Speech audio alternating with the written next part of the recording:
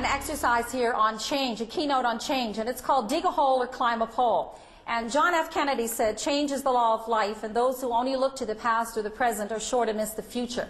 Change is what's happening not only in our personal life, but in our professional life, and a lot of people resist change. There's always some aspect of the change that is unknown, and there's always some uncertainty associated with the change.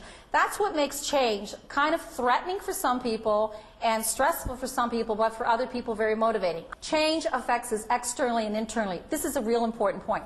Externally, those changes are coming at us. And you probably in the audience here, and I'll ask you in a few seconds if you can think of changes externally, but you know what? It affects us internally. Now, this is an important point.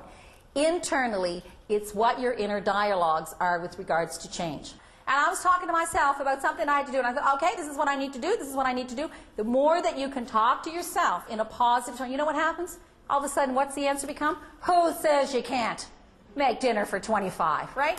Who says you can't learn a new computer program? And depending on your risk capabilities will depend how you embrace the change. Now, I'm going to give you a little tool to work with. I want you to visualize this. Just think about a bridge like this. This is a bridge. And when there's change, there's always an ending, there's a transition or incubation period, and there's a new beginning.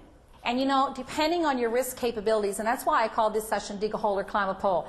There are some people that never step foot on the bridge. And they dig a hole. And what do they do in that hole? They get down in that hole. And you know what they're thinking? I just hope this all goes away. Got nothing to do with me.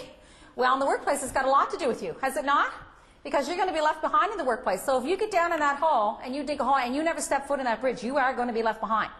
The Q is for quality, the quality of the decision. A is for the acceptance. And here's what acceptance means. Do people understand the change? Is there buy-in? Was there an incubation time for people to be able to think of it, or a transition time? Did people see any benefits for themselves? Was the downside of the change explored? So that's all the acceptance, and that takes time. The E stands for effectiveness. So here's the equation.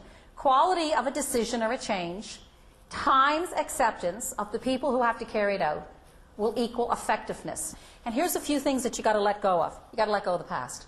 The past is over. Let go of controlling everything. How many of you in this room are controllers? I want to see your hands. I can look at them. I can see them. Here's a little saying for you. Out of control, out of your control doesn't necessarily mean out of control. Let's repeat that. Out of my control doesn't necessarily mean out of control. And the last one is the victor. And the victor is the winner.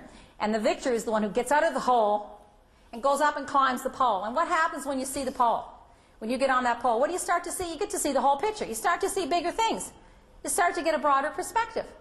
Some of the people are coming back. Have you noticed in companies? I called someone the other day and I was expecting, press 3, go to 2. And she goes, hello. And I said, are you real? She said, I am. Oh, I said, I don't know what to say. I'm flabbergasted. I said, okay, I have to regroup. This is who I'm looking for. But you know what I'm saying? Because we got so used to press 2, 3, 4, and then at the end, you don't get anybody, right?